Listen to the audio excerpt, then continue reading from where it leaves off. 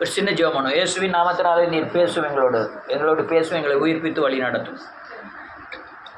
இயேசு மூலம் ஜெபிக்கிறேன் ஜீவன் உள்ள தகப்பனே, ஆமென். அல்லேலூயா. கடைசி நாட்களிலே தேவன் சிலுவையிலே ஜெயித்த பாவ சாபங்கள் தீவிரமாய் பூமியிலே கிரியை செய்யும். அல்லேலூயா. நல்ல கவனிக்கணும். இயேசுவின் நாமத்தினாலே சிலுவையில் எதெல்லாம் செய்து முடிச்சிட்டாரோ, மக்கள் எவ்வளவு விடுதலையாக இருக்காங்களோ அந்த அளவை காட்டிலும் அதிகமாய் தேவன் ஜெயித்த அநேக சாபத்தின் சக்தி இந்த பூமியிலே பகிரங்கமாய் கிரியை செய்யும்.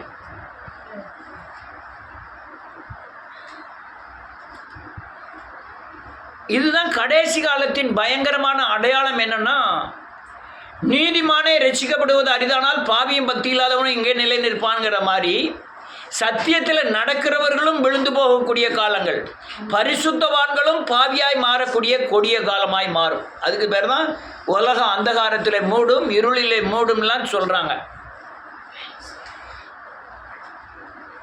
ஒரு வசனத்தை வாசிப்போம்.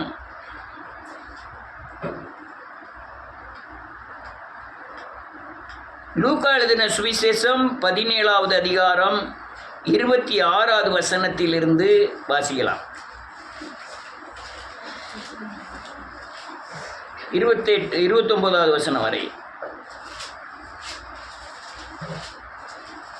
30வது வசனம் வரை, 26வது வசனம். லூக்கா 17வது அதிகாரம் 26லேருந்து 30 வரையும் வாசிக்கலாம். நோவாவின் நாட்களில் நடந்தது போல மனுஷகுமாரனுடைய நாட்களிலும் நடக்கும். நோவா பேழைக்குள் பிரவேசித்த நாள் வரைக்கும் ஆமென் ஜனங்கள் புசித்து குடித்திருந்தார்கள், பெண் கொண்டு பெண் கொடுத்தார்கள்.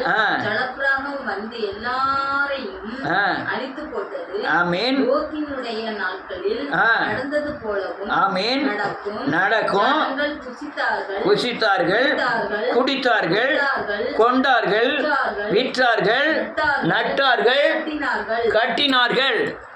லோத்து சோதோமை விட்டு புறப்பட்ட நாளிலே வானத்தில் இருந்த அக்கினியும் கந்தகமும் வர்ஷித்து எல்லாரையும் அழித்து போட்டது. மனுஷகுமாரன் வெளிப்படும் நாளிலும் அப்படியே நடக்கும். போதும்.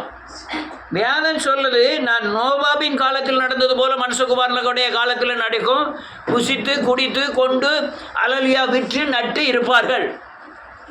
இன்னைக்கு இப்போ நீங்கள் உலகத்தில் எங்கே பாருங்க வீடு கட்டணும், எங்கனையாவது போய் ஒரு வீட்டை கட்டிடணும். அல்லேலூயா. விற்கணும், நாட்டணும், அல்லேலூயா. பயங்கர குடிக்கணும். எங்கே பாருங்க 12 மணிக்கு போனாலும் சாப்பாடு தான். விடிய காலம் 5 மணிக்கு போய் பாருங்க சாப்பாடு தான். எங்கே பாருங்க சாப்பாடு. நீங்கள் தூங்கா நகரம் எந்த ஊரியா? மதுரையில் போனீங்கன்னா ராத்திரியும் பகலும் சாப்பாடு. ஹோட்டலில் அடுப்பை ஆஃபே பண்ண மாட்டாங்க. தோசை போட்ட வண்ணமாக இருக்கும், புரோட்டா போட்ட வண்ணமாக இருக்கும். நீ அதே மாதிரி ஹோட்டல்ஸ் இந்த அல்லையா இந்த பார்லெல்லாம் போய் பார்த்தீங்கன்னா 24 மணி நேரம் கூட்டி தான். நீங்கள் இந்த சைடு போய் பார்த்தீங்கன்னா வியாபாரத்தை பார்த்தீங்கன்னா எங்கன்னா பார்த்தாலும் வியாபாரங்கள் தான். ரியல் எஸ்டேட் பண்ணவங்களாம் கோடீஸ்வரன் ஆகிட்டாங்க. எங்கே பார்த்தாலும் வியாபாரங்கள், எங்கே பார்த்தாலும் ஏதாவது விற்க வாங்க, இதே மாதிரி விற்க வாங்குறத முன்னால் பார்க்கவே முடியாது. பல கோடி கணக்கில் தங்கமானாலும் சரி, வஸ்திரங்களானாலும் சரி, அல்லையா பயங்கர வியாபாரங்கள். அந்த வஸ்திரத்துக்கெல்லாம் பெரிய பெரிய பில்டிங் கட்டிகிட்டே இருக்கோம். இந்த செல்வர் அணியெல்லாம் பார்த்தீங்கன்னா என் கண்காங்க சைக்கிளில் வச்சு ஓட்டினார். அந்த என்ன சைக்கிளில் வச்சு வியாபாரம் பார்த்தார் ஆலங்குளத்தில். அவங்க வீட்டம்மா பீடி சுற்றிக்கிட்டு இருக்கோம். இன்றைக்கி பார்த்தா ஏகப்பட்ட கடைகள். தென்காசி திருநெல்வேலியில் பார்க்க அன்னைக்கு அங்கனோடி வாக்கிங் போகிறேன். அங்கே முன்னிய ஏகப்பட்ட வந்து இந்த தர்மம் எடுக்கவங்க பூரா உள்ளே உட்காந்துருக்காங்க 7:30 மணிக்கு. பார்த்தியா? ஏன் சாப்பாடுக்கு விடிய காலம் அங்கே விட்டு தர்மம் எடுக்கவங்க பூரா பார்க்க உள்ளே அடைச்சி போட்டிருக்கு. நான் என்னன்னு போய் பார்க்க எல்லாம் விடிய காலம் ஆகாரம் கொடுக்கறதுக்கு செல்வர் அணியில் விடிய காலம் சாப்பாடு கொடுக்கறதுக்கு அடித்து வச்சுருக்காங்க, ரெடி பண்ணியிருக்காங்க. எங்கே பார்த்தாலும் புசித்தல், எங்கே பார்த்தாலும் குடித்தல், விற்றல், கட்டுதல், வாங்குதல் எல்லாமே. ஆனால் தாய் தப்பனை மாத்திரம் வெளியே வரைக்கணும்.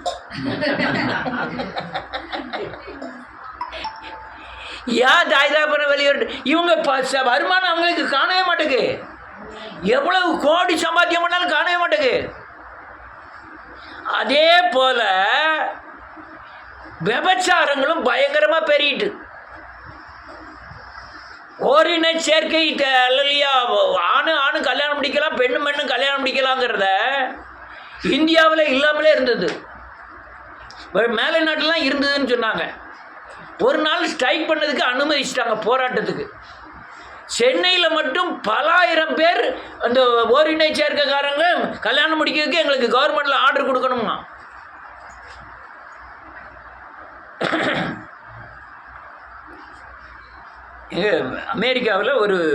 அமெரிக்காவில் சட்டம் இருக்குது. கல்யாணம் முடிக்கிறதுக்கு சர்ச்சில், கவர்மெண்ட் ரிஜிஸ்டர் ஆஃபீஸில் எல்லாம் கல்யாணம் முடிக்கணும். ஒரு சர்ச்சில் பாஸ்டர் அம்மா தான் சர்ச்சை நடத்துது. அந்த அம்மா சொல்லிட்டு நான் கல்யாணம் முடிச்சு வைக்க மாட்டேன், பொம்பளைக்கும் கல்யாணம் முடிச்சு வைக்க மாட்டேன்னு சொல்லிட்டு அவங்க கொண்டு போய் உடனே கேஸ் கொடுத்துட்டாங்க. இந்த சர்ச்சில் கவர்மெண்ட்டுக்கு விரோதமாக நடக்கிறாங்க, இந்த சர்ச்சுக்காரங்க எனக்கு கல்யாணம் முடிச்சு வைக்க மாட்டான்னு சொல்லிட்டாங்க அப்படின்னு கேஸ் போட்டான். கோட்டார் என்ன பண்ணுறான், நீங்கள் இந்த சட்டம் உங்களுக்கு தெரியாது போல் இருக்கு, உங்களுக்கு 30 நாள் டைம் தரேன், நீங்கள் கல்யாணம் முடிச்சு வைங்க, உங்களுக்கு தெரியாது இப்படி ஒரு சட்டம் இருக்குது, கல்யாணம் முடிச்சு வைங்க அப்படிங்க. அந்த பாஸ்டர்மா என்ன சொல்லிட்டு, பைபிளில் இப்படி முடிக்கக்கூடாதுன்னு இருக்கு, நாங்கள் முடிச்சு வச்சு நான் முடிக்காமல் இருந்து உங்கள்கிட்ட தண்டனை அனுபவிக்க பாட்டுக்கிலும், நான் முடிச்சு வச்சோம்னா அங்கே உள்ள தண்டனை பயங்கரமாக இருக்கும், நான் முடிச்சு வைக்க மாட்டேன்ட்டு. சிதம்பரம் காங்கிரஸ் எம்பியாக இருக்கும்போது, நிதியமைச்சராக இருக்கும்போது இந்த சட்டத்தை பாஸ் பண்ணணும்னு ரெடி பண்ணிட்டான். ஆனால் நல்ல வேலை பிஜேபி கவர்மெண்ட் வந்தது. பிஜேபி கவர்மெண்ட் இதுக்கும் அதுக்கும் பயங்கர விரோதம். காங்கிரஸ் கவர்மெண்ட்டு பண்ணிடலான்னு சொல்லலாம், பிஜேபி கவர்மெண்ட்டில் இது பெண்களே பக்கத்தில் வரக்கூடாது, அவ்வளோ பெரிய அந்த கலாச்சாரம் மிக்க கட்சி. அப்படி முடித்தா என்ன ஆகுனா, தேசம் அழிஞ்சு போகும், சீக்கிரம் அழிஞ்சு போகும். ஜாக்கி சான் தெரியுமா உங்களுக்கு?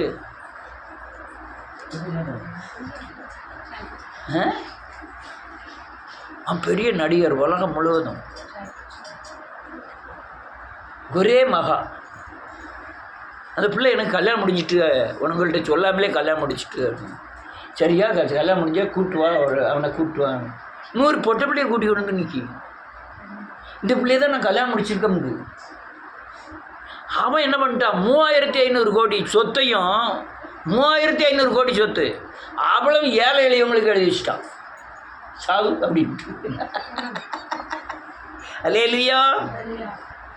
வேதம் சொல்லுது, அந்த சாபத்தையும் இயேசு சிலுவையிலே சுமந்து அதற்குண்டான கரையத்தை கட்டி இருக்கிறார். ஆனால் அது அந்த சர்ப்பம் அல்லேலூயா உயிர் கொடுக்கப்படும். எப்போ? உலகத்தின் கடைசி முடிவில். இவனா கிளை வளர்ந்துட்டான், இவன் இந்த பிரதரா நல்லா இருந்தாரு, இப்படி பண்ணிட்டாரு, இந்த பாஸ்டரா கிளை வளர்ந்துட்டாரு அப்படி சொல்லக்கூடிய அளவில் பெரிய பரிசுத்தவான்களையும் வீழ்ச்சி அடையக்கூடிய கடைசி காலம். அதுக்கு தான் ஆண்டவர் சொன்னார், நீதிமான்களே ரட்சிக்கப்படுவது அறிவு, பாவியும் பக்தி இல்லாதவன நிற்கவே முடியாது. அப்போ அந்த சூழ்நிலை இப்போ வரப்போகுது. இது தலைமுறை சாபங்களை தேவன் தகர்த்தெறிகிறார். ஆமென். என்னுடைய தலைமுறை, உங்களுடைய தலைமுறை சாபங்களுக்கு உண்டான தண்டனைக்கு எந்த வியாதி வந்திருக்குமோ, எந்த அலலியா பயங்கரமாய் தண்டிக்கப்பட்டிருப்போமோ, எந்த பிசாசினாலே காயப்பட்டிருப்போமோ நமக்கு தெரியாது. ஆனால் தேவன் தூக்கி எடுத்தபடினாலே அந்த தண்டனைக்கு உட்படாமல் நாம் தப்பித்து கொண்டோம். தப்பிச்சு கொண்டோம்னு இருக்குது, தைரியமாக இருக்கிறதுக்கு வழி இல்லை. ஆனால் இந்த சாபம் ஒரு நாள் நம்ம என்ன செய்யலாம், மேற்கொள்ளலாம். நீங்கள் எச்சரிக்கையாக இருந்து இயேசுவின் சாயலுக்கு ஒப்பாய் மாறி தேவனுடைய பிள்ளையாக இருந்தால் மட்டும்தான் இந்த நீங்கள் விட்டு வந்த சாபத்தின் தண்டனை சாபம் உங்களை தொழாமல் இருக்கும். அல்லேலூயா. நல்லா கவனிக்கணும். நீங்கள் எப்போ சந்ததியாய் தேவனுடைய புத்திரனாய் தேவனுடைய பிள்ளையாய் மாறுறீங்களோ அப்போ தான் சாபம் நீங்கும். அப்படி சாபம் நீங்கினாலும் இந்த உலகத்தில் பயங்கரமான சாபத்தின் கிரியை நடக்கிறதுனால நம்மையும் தொட்டு பார்க்கக்கூடும். நீங்கள் கொலைகார பின்னலில் இருந்துன்னா நீங்கள் அடுத்தவர்களை கொலை செய்யவோ அல்லது உங்களை நீங்களே கொலை பண்ணி கொள்ளவோ உங்களுக்கு அந்த கிரியைகள் நடந்துக்கிட்டு இருக்கும். எங்கே நடக்கும்? ஆத்மாவில் நடந்துக்கிட்டே இருக்கும். சமயம் பார்த்து வஞ்சிக்கக்கூடியவனாக இருப்பான். இந்த வேசித்தனம் பண்ணுறாங்கல்ல, காதல் இதெல்லாம் போனால் அது தற்கொலையில் கொண்டு விட்டுரும். இப்போ அவங்க சாபத்தின் சக்தி என்னன்னா, கொலையிலையும் சாபத்தின் சக்தி இருந்திருக்கு, வேசித்தனத்திலையும் சாபத்தின் சக்தி இருந்திருக்கு. இது ரெண்டு அட்டாச் ஆகி குடும்பம் க்ளோஸ் ஆயிரும். அல்லேலூயா. இப்போ ஒரே ஒரு மனுஷனை எடுக்கிறேன். ஏசாவின் வழியில் வந்தவங்க கொலைகார குடும்பமாக இருந்தாங்க. அது இதுமேயர் என்று அழைக்கப்பட்டார்கள். அவர்கள் இஸ்மவேலோடு கூட சேர்ந்து அந்த சாபத்தின் சக்தி தொடர்ந்து வந்து ஏரதியர்களாய் மாறி இயேசுவை கொலை செய்ய தேடினார்கள். இயேசுவை ஏற்றுக்கொள்ளவே இல்லை கடைசி வரையும். அதுக்கப்புறம் நீ அகிரிப்பா ராஜாவில் கொஞ்சம் குறை என்னையும் கிறிஸ்துவனாக மாற்றுறதுக்கு நீ முயற்சி பண்ணுறேன்னு சொல்லக்கூடிய அளவுக்கு இயேசுவின் சுவிசேஷம் அவர்களுக்குள்ளே சென்றது. ஆனால் அவன் ரட்சிக்கப்படலை. அல்லேலூயா. ஆனால் அதுக்கப்புறம் இந்த ஏசாவின் இதுமேயர் ஏசாவின் வம்ச வழியை நீங்கள் பார்க்க முடியாது. அதே மாதிரி நோவா தன் மகன் நோவாவோடு கூட தவறான காரியங்களை செய்தபடினாலே அந்த சந்ததி சபிக்கப்பட்டது. கானானியன் சந்ததி பல வருடங்களாய் பல சந்ததிகளாய் பல தலைமுறைகளாய் இஸ்ரவேலரோடு அந்த கானானியர்கள் எதிர்த்து நின்றார்கள். ஆனால் நீங்கள் இயேசுவின் காலத்தில் கானானிய பெண் வந்து இயேசுவின் மூலமாய் ரட்சிக்கப்பட்டாள். அல்லேலூயா. அந்த சந்ததி பாதிக்கப்படலை. நோவாவின் சந்ததி கானானியராய் மாறி கானானியர்கள் பல வருடங்கள் சாபத்தின் தண்டனையை அனுபவித்து இயேசுவின் காலத்தில் கானானிய ஸ்ரீ இயேசுவை தொட்டு சுகமடைந்தால் சாபத்திலிருந்து விடுதலை ஆனாள். அதே போல மோவாப்பிய சந்ததி ஒன்று உண்டு. லோத்தின் மூலமாய் இந்த மோவாப்பிய சந்ததி சாபத்தின் சந்ததி தொடர்ச்சியாகிறது. லோத்து அழைக்கப்படும் போது பரிசுத்தவானோடு கூட தான் அழைக்கப்பட்டார். ஆனால் லோத்து அழைக்கப்படவில்லை, ஆபிரகாம் அழைக்கப்பட்டான். ஆபிரகாம் மட்டும்தான் தேவன் கூப்பிட்டார். அவன் லோத்து நான் ஆரம்பிச்சு சொன்னாலும் லோத்தை கூப்பிட்டு போனார். கூட்டு போன உடனே அல்லேலூயா சோதம் கோமாராவுக்கு முன்னால் வரும்போது ரெண்டு பேருக்கும் எல்லாருக்கும் தெரியும், சண்டை வந்துட்டு எல்லாம் ரெண்டு பேரும் பிரிந்தார்கள். ஆனால் இவனுக்குள்ள பாவம் இருந்தபடினாலே சோதம் குமாரா இவனுடைய பார்வைக்கு எப்படி தெரியுதான்? ஏதேன் தோட்டத்தை மாதிரி இருக்கு. ஆனால் பாவம் நிறைஞ்ச இடம் இவனுக்கு ஏதேன் தோட்டம் மாதிரி தெரியும். யாருக்கு? நீங்கள் ரட்சிக்கப்பட்டு பாவ மன்னிப்பின் நிச்சயத்தை பெற்று சாபத்தின் விடுதலை அடைந்த பிறகு உங்கள் பிள்ளைகள் செய்கிற தவறு உங்கள் பார்வைக்கு தவறு இல்லாத மாதிரி ஆயிரும்.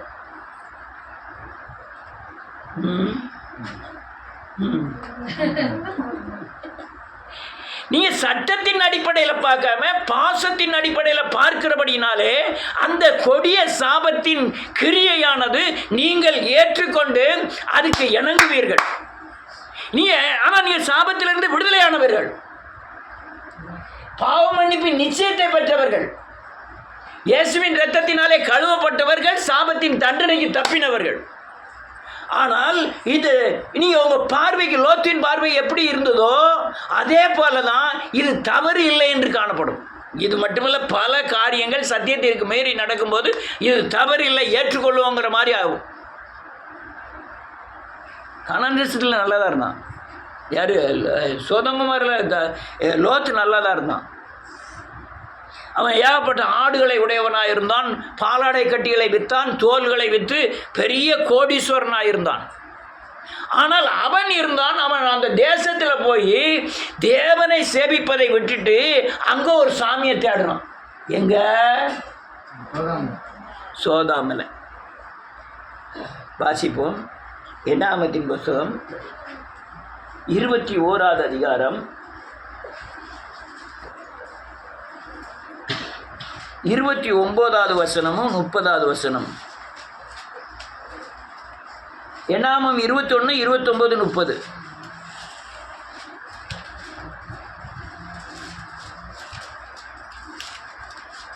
ஐயோ மோவாபே, ஆ கேமோஷ் தேவனின் ஜனமே, ஆ. நீ நாசமானாய். ஆ. தப்பி ஓடின தன் குமாரரையும் ஆமென். தன் குமாரத்திகளையும் ஆ எமோரியரின் ராஜாவாகிய ஆ. சீகோனுக்கு சிறைகளாக ஒப்புக் கொடுத்தான். கொடுத்தான். அவர்களை எய்து போட்டோம். ஆ எஸ்போன் பட்டணம் ஆ.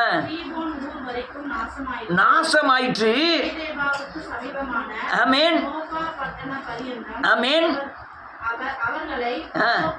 ஆளாக்கினோம் என்று பாடினார்கள். அங்க போய் கோமாஸ் அந்த தெய்வத்தை வழங்கின உடனே பாழாய் போனார்கள். நீங்க என்ன சாமியை கும்பிடுறீங்களோ அதே மாதிரி மாறிடுவீங்க. அல்லேலூயா. பிராமணனை மாதிரி இந்த இந்துஸ் இருக்க மாட்டாங்க. நல்லா கவனிச்சு பாருங்க. தண்ணி அடிக்கானா, அவன் தண்ணி அடிக்க தான் செய்தான். தெருவில் நின்று சண்டை போடுதானா, குத்துதானா, வெட்டுதானா? யார் இதை செய்தா? இவன் தான் செய்தான். இவன் சாமி கும்பிடுத சாமியை அவன் கும்பிட மாட்டான். அவன் கும்பிடுத சாமியை இவன் லைட்டாக தொட்டுக்க தொடச்சி கும்பிடுவான். ஆனால் இவனோட மெயின் சாமி இந்த கிடாவெட்டு சாமி. ஆனால் அவன் கிடாவெட்ட மாட்டான். அதனால் அவன் கும்பிடுத சாமி எப்படி இருக்கோ அதே மாதிரி தான் அவன் இருப்பான். இவன் கும்பிடுத சாமி எப்படி இருக்கோ இவன் அப்படி தான் இருப்பான். அல்லேலூயா. இந்த இந்த கோமாஸுங்கிற தெய்வத்தை வணங்கினபடினால இந்த சாமியை கும்பிடுறவங்க நாசமாக போவாங்கன்னு வேதத்தில் எழுதியிருக்கிறபடினால இங்கே அங்கே உள்ள கலாச்சாரங்கள் பெரும்பகுதி ஆணுக்கு ஆண் திருமணம் ஆகுது. இந்த கம்பளத்து நாக்கியர்கள் இருப்பாங்க தெரியுமா? இப்போ செலவுக்கு ரூபாய் இல்லையா, பொண்டாட்டியை கொண்டு போய் பக்கத்து வீட்டுக்காரன்ட்டு 1000 ரூபாய்க்கு அடவு வச்சுருவான் ஒரு மாதத்துக்கு. குழந்தை இருந்துன்னா அவனுக்கு வச்சுக்கிட்டு தாய் மாத்திரம் வந்துடுஞ்சான். 1 வருஷத்துக்கு 6 மாதத்துக்கு அடமானம். இந்த கலாச்சாரம் எங்கே இருக்குது? இந்தியாவில் இருக்குது. பெரும்பகுதியில் பல கோணங்களில் கலாச்சாரங்கள் இருக்குது. அந்த கலாச்சாரங்கள் பூராமே அவங்கவுங்க தெய்வத்தை சார்ந்து தான் இருக்கும். இவன் இந்த தெய்வத்தை சார்ந்து. ஆனால் ஆபிரகாம் கலாச்சாரத்தில் இது கிடையாது. ஆபிரகாம் கலாச்சாரத்தில் இது கிடையாது. வேலைக்காரியை கட்டுவான், அவ்வளோதான். ஆனால் தகப்பனோடு சேர்ந்து பிள்ளை பெறதோ, தாயோடு சகோதரியோடு சேர்ந்து பிள்ளை பெறதோ, ஆணுக்கு ஆணுக்கு திருமணம் செய்வதோ இந்த ஆபிரகாம் கலாச்சாரத்தில் கிடையாது. அல்லேலூயா. அது தீட்டாக எண்ணப்பட்டது. தாவீதின் மகன் அப்படி செய்தான். தாவீதோட வைப்பாட்டியோட குடும்பம் நடத்த ஆரம்பித்தான். அது தாவீதை பழி வாங்கினதுக்காக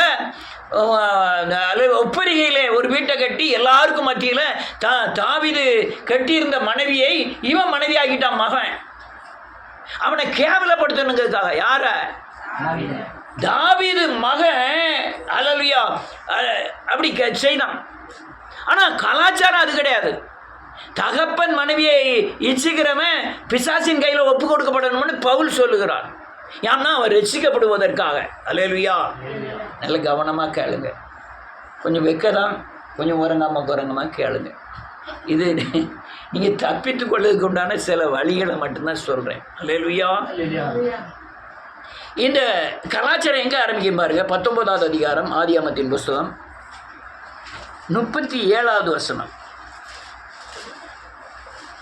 நிறைய வேண்டாம். 37, 35 இல்லை 36, 37. இவ்விதமாய் லோத்தின் குமாரத்திகள் இருவரும் தகப்பனாலே கர்ப்பவதியானார்கள். மூத்தவள் ஒரு குமாரனை பெற்று மோவாப் என்று பெயரிட்டால் மோவாபியரின் தகப்பன். அதுக்கப்புறம் அம்மன் புத்திரர் வேண்டாம். 2 பேருக்கும் ஒரே சாபத்தின் தன்மை. இதெல்லாம் மூத்தவன் பேர் மோவாப்பு கடைசி வரையும் இயேசுவை தேவனை பின்பற்றுகிற இஸ்ரவேல் ஜனங்களோடு யுத்தம் பண்ணிக்கொண்டே இருந்தார்கள். அல்லேலூயா. இது அல்லேலூயா பயங்கரமான சாபமாய் மாறியது. சாபமாய் மாறியதினாலே இவங்களுடைய வாழ்க்கையில பயங்கர அல்லேலூயா இந்த ஆமோஸ் கோமாஸ் கேமேஸ் என்ற அந்த விக்கிரகத்தின் சக்தி இவங்களை ஆள ஆரம்பிச்சது. இவன் ஆபிரகாமின் சந்ததியாவே வாழலை, அந்த சோதோம் கொமோராவில் உள்ள ஆட்கள் மாதிரியே மாறிட்டான். மாறினதுனால தான் இவங்களுடைய சாபம் எங்களை பயங்கரமாய் தொடர்ச்சியாகி சமாதானமற்றவர்களாய் நிம்மதியற்றவர்களாய் அல்லையா யுத்தம் பண்ணிக்கிட்டே இருந்தாங்க. ஒவ்வொரு தடவையும் யுத்தம் பண்ணி தோற்று போய் அநேக காரியங்களை இழந்தார்கள். அல்லேலூயா. இதை அதுக்குள்ளே 20 நிமிஷம் ஆகிட்டு, இன்னும் 10 நிமிஷத்தில் முடிக்கணும். நான் எப்படி முடிக்க போகிறேன்னு இல்லை. உடனே பாலாக் என்ற ராஜா மோவாபிய தேசத்தில் வந்தார். அந்த பாலாக்கு வந்து பிலேயாமை கூப்பிட்டு குறி கேட்கிறான். அல்லேலூயா. குறி கேட்கும்போது இவர்களை சாபமிடு, அவர்கள் சபிக்கப்படுவார்கள், நீ ஆசீர்வதிக்கிறவன் ஆசீர்வதிக்கப்பட்டிருப்பான், நீ சபித்தால் சபிக்கப்பட்டிருப்பார்கள் என்று சொல்லி அல்லேலூயா நீ சபிக்க வேண்டும் என்று சொல்லும்போது இவன் ஆசீர்வதிக்கிறான். யாரு? ஆசீர்வதித்தது மட்டுமல்ல, பாலாக்கு நீ பிறந்த மோவாபியர்கள் இவ்வளவு சாபத்துக்கு உட்பட்டிருக்காங்க, கொஞ்சம் வருஷத்துக்கு அப்புறம் இயேசுன்னு ஒரு ஆள் பிறக்க போகிறார், அவர் வந்து ஒரு சாபத்தெல்லாம் நீக்குவார்னு சொல்லி அவனுக்கு தீர்க்க தரிசனம் சொல்லுகிறான். யாரு?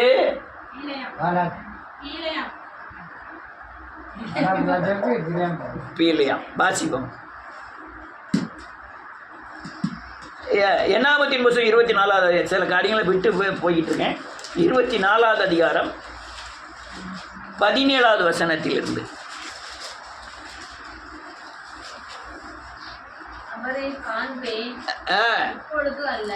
அவரை காண்பேன் நான் இப்பொழுது அல்ல, சமீபமாய் அல்ல, நட்சத்திரம் யாக்கோபில் ஆமென் உதிக்கும், ஒரு செங்கோல் இஸ்ரவேலில் எழும்பும், அது மோவாபின் எல்லைகளை நொறுக்கி சேத் புத்திரர் எல்லாரையும் வேதம் சொல்லுது இவங்களுடைய எல்லா கிரியைகளையும் அடிச்சு நொறுக்கிறதுக்கு யாக்கோபில் ஒரு நட்சத்திரமாகிய இயேசு கிறிஸ்து உதிக்க போறாருன்னு சொல்லுறான். இது மனுஷன் அல்ல, கிரியைகளை அழித்து அவனை விடுதலையாக்கக்கூடிய தீர்க்க தரிசனத்தை அல்லேலூயா பீலேயாம் பாலாக் ராஜாட்ட சொல்றான். இவன் புரிஞ்சுக்கிட்டவே இல்லை. நீங்க ரட்சிக்கப்பட்டிருக்கீங்க, சர்ச்சுக்கு வரீங்க, எழுப்புதல்ல இருக்கீங்க, எந்த கோணத்துல நான் ஓடிக்கிட்டு இருக்கேன், நான் என்ன செஞ்சுக்கிட்டு இருக்கேன், என்னுடைய காரியம் என்னங்கிறது சரியானபடி புரிந்து கொள்ள வேண்டும். அல்லேலூயா. எவ்வளவு தூரம் சாபத்திலிருந்து நான் விடுதலை ஆகியிருக்காரு, எவ்வளவு தூரம் நான் உண்மையா இருக்கணும், நான் என் வீட்டில் இந்த விஷத்தன்மை வந்துடக்கூடாதுங்கிறதுல ரொம்ப எச்சரிக்கையா இருக்கணும். அல்லேலூயா. இந்த மோவாபியருடைய காரியங்கள் ரொம்ப மோசமானது. மோவாபியர்கள் ரொம்ப மோசமானவர்கள். சாபம், பயங்கரமான சாபங்கள் தொடர்கிறது. இதை மீட்பதற்காக இன்னொரு அறிகுறியை கொடுக்கிறார். என்ன அறிகுறினா, மோசே வந்து மோவாபில் பெரிய தீர்க்கதரிசியாக இருந்தான். மோசே அங்கே வரும்போது எது வனாந்திரத்தில் நடந்து வந்து மோவாபில் வந்து நிற்கும் போது இவன் பெரிய தீர்க்கதரிசியாக இருக்கிறான். இவன் சொல்லுதெல்லாம் நடக்கு. அவன் ஆண்டவர் மோசையை கூட்டு போய் மோவாப்பில் மலையில் கொண்டு போய் இவனுடைய உயிரை எடுத்துருந்தார். அல்லேலூயா. உயிரை எடுத்த உடனே இந்த 6 லட்சம் பேரும் போய் மலையில் தேடுறாங்க. என்னத்தை தேடுறாங்க? டெட் பாடியை தேடுறாங்க. டெட் பாடி கிடைக்கவே இல்லை. யோசுவா தீர்க்க தரிசனமா சொல்றான், ஆண்டவர் மரித்த உடனே எடுத்து அடக்கம் பண்ணிட்டாரு. ஆனா மோசே ஒரு தடவை என்ன செய்ய போறாரு? வரப்போறாரு. எங்க வரப்போறாரு? பூமியில திரும்ப ரட்சிக்கப்படும்படியா வரப்போறாருன்னு மோசே தீர்க்க தரிசனமா சொல்றான். அதுலயாவது இந்த மோவாபியர்கள் என்ன செஞ்சிருக்கணும்? உணரணும். இதே மாதிரி கர்த்தர் நம்முடைய சாபத்தை நீக்கி உயிர்ப்பிக்க போகிறாருங்கிறத உணரணும். அந்த மோசே அவங்க போய் அடக்கம் பண்ணனால தான் அந்த இயேசு கிறிஸ்து கர்த்தர் இவர்களை ரட்சிக்கும்படியான வழிகளை திறக்க போறாருங்கிறத முன் அறிவிப்பு. இந்தியாவில் எல்லா மாநிலத்தையும் பிடிச்சான் பிஜேபி. 2 மாநிலத்தை மட்டும் பிடிக்கல, தமிழ்நாடு, கேரளா. ஏன் 2000 வருஷத்துக்கு முந்தி யார் தோமாங்கிறவன் அங்கே வந்து இங்கே முடிஞ்சிட்டான். வந்து இறங்கினது கேரளா, இங்கே அவன் உயிர் விட்டது. அதனால நேர் எதிர்ப்பாக இருக்குது, விக்கிரகத்துக்கு பயங்கர எதிர்ப்பாக இருக்குது இந்த 2 தமிழ்நாடும் கேரளாவும். அவங்க சொல்கிறது என்னமே ஏற்றுக்கிட மாட்டேங்காங்க, என்ன சொன்னாலும் ஏற்றுக்கிட மாட்டேங்கான். ஏன்? அவன் ராமரை கும்பிடணுங்க. எங்களுக்கு தெய்வம் ராமர் இல்லை, ராவணங்க. ராவணன் சாமி இந்தியா தமிழ்நாட்டில் ஒரே ஒரு கோயில் தான் இருக்குது. அங்கே ராமர் கோயில் ஏகப்பட்டது இருக்குது. அதனாலே அவங்க இங்கே பயங்கர எதிர்ப்பு. ஆனால் எல்லாரும் கிறிஸ்தவம் இல்லை. என்னமா அவன் மெரிச இடம். அல்லேலூயா. இப்படி மோசே அல்லேலூயா தன்னுடைய வெளிப்பாட்டை வெளிப்படுத்துகிறார் மோசே மூலமாய். யாருமே ஒத்துக்கிடலை. உடனே தான் ஒரு மனுஷியை எழுப்புகிறார்.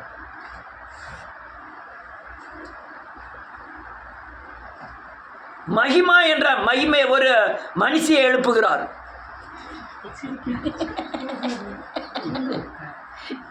கூர்மையாக பார்க்க வாசிப்ப ரூத்தின் புஸ்தகம் 1வது அதிகாரம். நான் இதையும் கடகடன்னு சொல்லி முடிக்கேன், ஏன்னா நேரம் ஆகிட்டுருக்கு. சொல்கிறேன் 1வது 6 வசனம் வாசிக்கணும், கொஞ்சம் கடகடன்னு வாசிக்கலாம். பக்கம் 334.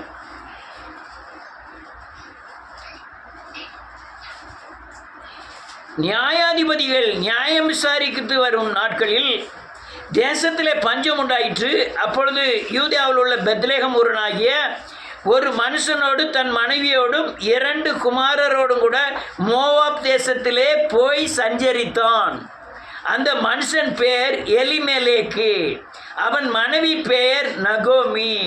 அவனுடைய 2 குமாரரில் ஒருவன் பெயர் மக்லோன், மற்றொருவன் பெயர் கிளியோன். யூதாவில் பெத்லேன் ஊரானாகிய எப்ராத்தராகிய அவர்கள் மோவாப் தேசத்தாராகிய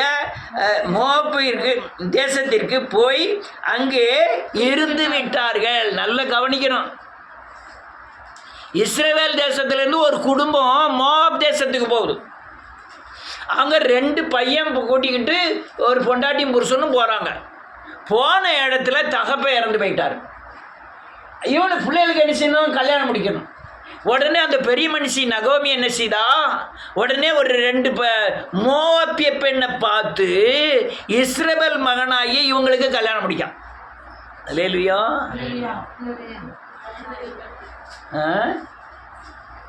நகோமி எங்க உள்ளவா? இஸ்ரவேல் சந்ததி. இந்த மர்மவா எங்க உள்ளவா? மோவாபியக்காரி. அல்லேலூயா. நல்லா கவனிக்கணும் இயேசுவின் நாமத்தினாலே. திடீர்னு 2 பேரும் கல்யாணம் முடிச்சு அவங்க இறந்து போயிட்டாங்க. மாமன் 2 பேரும் இறந்து போயிட்டான். மருமக கூப்பிட்டு சொல்ல, மருமவளே நீங்கள் குறைஞ்ச வயசாக இருக்குது, இன்னொரு கல்யாணத்தை பிடிச்சிட்டு இந்த உலகத்தில் வாழுங்க. நான் இத்தனை வயசாகிட்டு இனிமேல் குழந்தை பெற்று உனக்கெல்லாம் பிள்ளைகளை கொடுக்க முடியாது. அதனால் நான் எங்கள் ஊருக்கு போகிறேன், நீ உங்கள் கல்யாணம் முடிச்சுக்க. ஒருத்தி என்னச்சுதா, சரி எங்கள் அப்பா அம்மா வீட்டுக்கு நான் போகிறேன்னு போயிட்டான். ஆனால் இன்னொருத்தி என்ன சொல்லுதா, நீ கும்பிடுத சாமியை நான் கும்பிடுதேன், ஓன் இனம் என் இனம், ஓன் ஜாதி ஏன் ஜாதி, உங்க நம்பியார் எங்க நம்பியார்.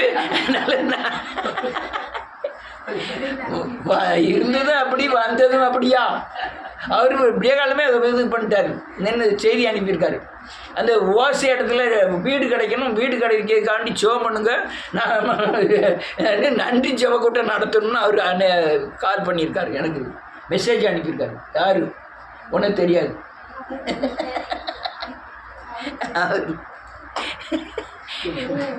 ஒரே அழகு முத்து யாதவருக்கு இவங்க மணிமண்டபம் அமைக்கலை, அழகு முத்து யாதவருக்கு சிலை வைக்கலை, என்ன ஸ்டாலின் எடப்பாடினா வச்சிருப்பாரு, இவர் வைக்க மாட்டேங்காரு. ரைட். அல்லேலூயா. இப்போ என்ன ஆயிட்டு, மவன் மவன் 2 பேரும் இறந்துட்டான், மருமகளில் ஒருத்தியாக போயிட்டான். இவன் மருமகள் இன்னொருத்தி மோவாபிய ஸ்திரியை கூட்டிட்டு இங்கே வாரான். எங்கே வாரா? பெத்லேகம், இஸ்ரவேல் தேசத்துக்கு வாரான். இஸ்ரவேல் தேசத்தில் இப்போ என்னத்துக்கு தெரியுமா இவ்வளோ சொல்லி வாரேன்? மோவாபியருடைய மொத்த சாபத்தின் சக்திகளையும் இயேசு கிறிஸ்துவை கொண்டு தான் நிர்மூலமாக்கணும். நிர்மூலமாக்குவதற்கு ஒரு பிள்ளையாய் மாற்றுவதற்கு, புத்திரனாய் மாற்றுவதற்கு, இந்த மோவாபிய ஸ்திரீயினுடைய சாபத்தை நீக்குவதற்கு அவளே ரூத்தே என்று சொல்லுதான். உன் தெய்வம் தான் என் தெய்வம், உன் ஜாமி தான் உன் சொந்தக்காரன் தான் என் சொந்தக்காரன், உன் ஊர் தான் என் ஊருன்ட்டு மெனக்கிட்டு வாரான்.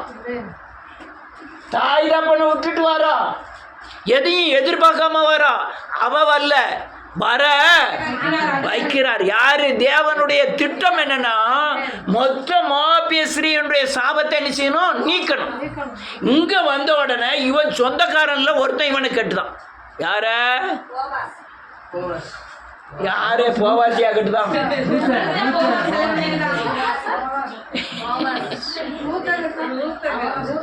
4வது அதிகாரம் வாசிக்கலாம். 4வது அதிகாரம் 7வது வசனம். ஈர்க்கிறதிலும் மாற்றுகிறதிலும் சகல காரியத்தையும் உறுதிப்படுத்தும்படிக்கு இஸ்ரவேலிலே பூர்வகாலம் வழக்கம் என்னவென்றால், ஒருவன் தன் பாதரட்சையை கழற்றி மற்றவனுக்கு கொடுப்பான். இஸ்ரவேலிலே வழங்கின உறுதிப்பாடு. அப்படியே அந்த சுதந்திரவாளி போவாசை நோக்கி, நீர் அதை வாங்கிக் கொள்ளும் என்று சொல்லி தன் பாதரட்சையை கழற்றி போட்டான். யாரு? மொரமாப்பிள சொந்தக்காரன். யாரை கட்டக்கூடியவன்? ரூத்தை கட்டக்கூடியவன். ரூத்து மோவாபிய ஸ்திரீ. ஆனால் நகோமி வந்து அவனுக்கு சொந்தக்காரன். அவன் என்ன ஆச்சுதான், செருப்பை கலத்தி போட்டுட்டா நான் விட்டு கொடுக்கணும்னு அர்த்தம். அல்லேலூயா. நீங்கள் அந்த என்ன சந்தைக்கு போனீங்கன்னா, சந்தைக்கு அடிக்கிட்டு போயிருக்கீங்களா, 2 வைக்கல் எடுத்து கொடுப்பான். பார்த்துருக்கீங்களா?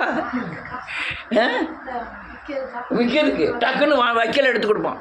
எல்லாம் மாட்டு வாழை அத்துருவான். அச்சு நான் வச்சுக்கோ, அச்சு இதா என்னதான் உறுதிப்படுத்தவலாம். நேரம் ஆயிட்டு. நானும் எங்கள் மேலப்பாளையம் சந்தைக்கு போனேன். நானும் ஒரு மாட்டை பிடிச்சிட்டு இருக்கேன். இந்த கை போடுறதெல்லாம் நமக்கு தெரியாது.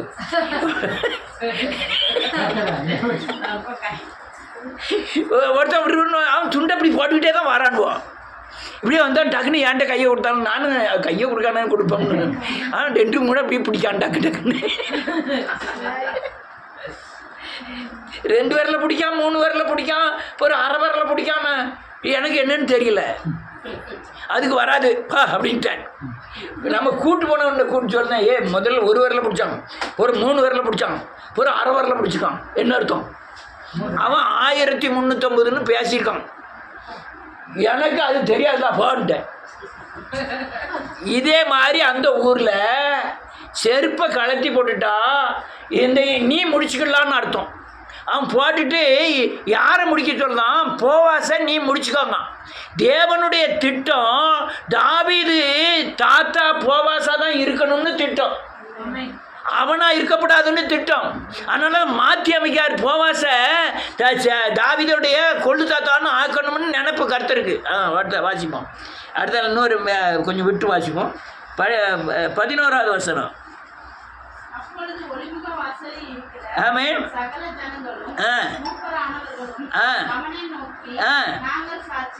ஆமென். ஆமென்.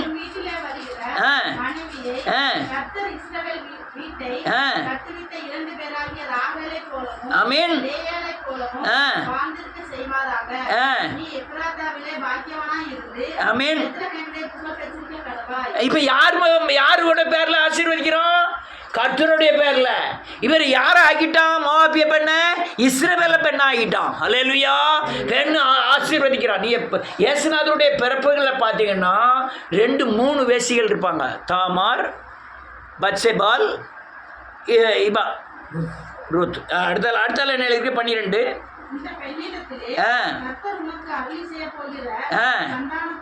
ஆமென்.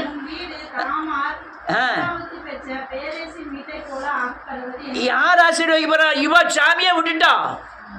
கர்த்தரை வணங்குதா. கர்த்தருடைய ஆசீர்வாதம் என்ன? சாபம் நீங்கணும். உனக்கு துட்டு வேணுமா? சாபம் நீங்கணுமா? ஏன் ஒரு 10 லட்சம் வச்சுக்க. அப்ப அவன் ஆசீர்வதிக்கிறாரு. என்ன ஆசீர்வதிக்கிறார்? ஒரு சாபம் என்ன செஞ்சிடும்?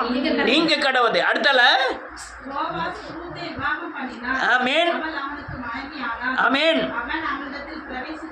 ஆமென்.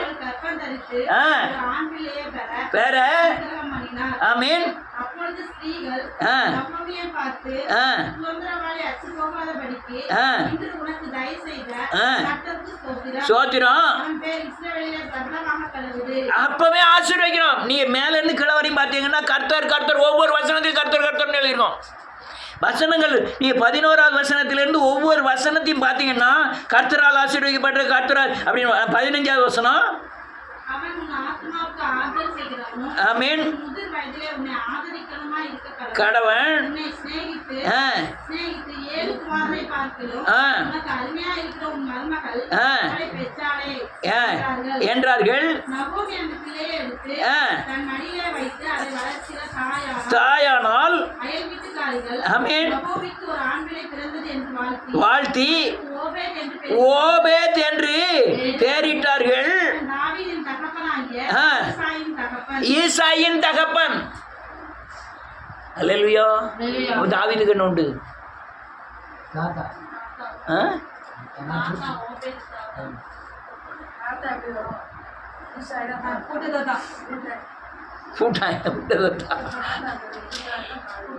இப்போ இது வாசிப்போம். இன்னும் டக்குன்னு முடிச்சிட்டேன். மத்திய எழுதின சுவிசேஷம் 1வது அதிகாரம்.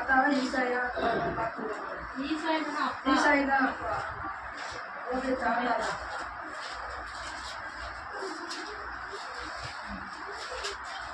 ஆ, 5வது வசனம். மத்தேயு 1. சல்லோன் போவாசை பெற்றான். போவாசை ராகாபின் இடத்தில் பெற்றான். போவாஸ் ஓபேத்தை பெற்றான். ரூத்தின் இடத்தில் பெற்றான். ஓபேத் ஈசாவை பெற்றான். ஈசாவை பெற்றான். ஈசா தாவீதின் ராஜாவை பெற்றான். தாவீதின் ராஜாவா? தாவீது ராஜா. தாவீது ராஜாவை பெற்றான். இந்த யார் வம்சத்தில் வந்து சேர்ந்துட்டான்? தாவீது இயேசுநாதர் பிறப்புல வந்து சேர்ந்துட்டான். யாரு? மோவாபிய பெண்ணு. யாரெல்லாம் இயேசுவை தகப்பனாய் ஏற்றுக்கொண்டார் சொல்லு. யாரெல்லாம் இயேசுவை தகப்பனாய் ஏற்றுக்கொண்டார்களோ அவர்களுடைய சாபங்கள் எல்லாம் சுட்டறியப்படும். இப்ப நம்மளும் இயேசுவின் சாபத்தை இயேசுவின் சந்ததியில் என்ன செஞ்சிருக்கோம்? பிறந்திருக்கோம். அதனால நம்முடைய சாபம் என்ன செய்யப்பட்டிருக்கு? சுட்டரிக்கப்பட்டிருக்கு. என்ன அர்த்தம்? என்னை விசுவாசிக்கிறவர்கள் எத்தனை பேரும் அத்தனை பேரும் இயேசுவின் பிள்ளை. அப்ப இயேசுவின் பிள்ளையா மாறினதுனாலதான் நம்ம சாபம் என்ன செய்யப்பட்டிருக்கு? சுட்டரிக்கப்பட்டிருக்கு. ஆனாலும் இந்த பூமியிலே கடைசி காலத்திலே இந்த சாபங்கள் என்ன செய்யும்? தலையெடுக்கும். நம்ம என்ன செய்யணும்? எச்சரிக்கையா இருந்து பிள்ளையாகவே நம்மை காத்துக்கொள்ள வேண்டும். என்ன செய்யணும்?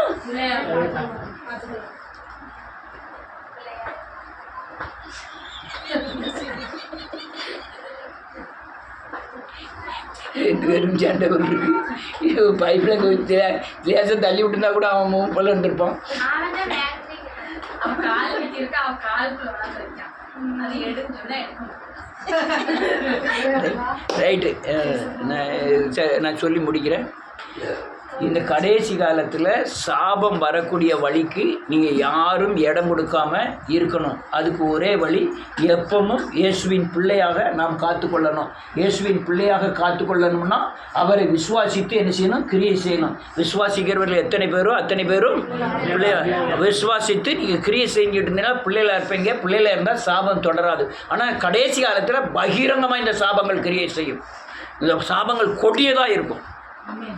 அதனால் இதெல்லாம் காரியங்கள். அதனால் ரொம்ப எச்சரிக்கையாக இருந்து சாபத்திலிருந்து விடுதலை ஆனவர்களை காட்டிலும் விடுதலை ஆகாதவர்களை காட்டிலும் விடுதலை ஆனவர்கள் ரொம்ப எச்சரிக்கையாக இருக்கணுங்கிறது தான் சத்தியம். கர்த்தர் உங்களை ஆசீர்வதிப்பாராக.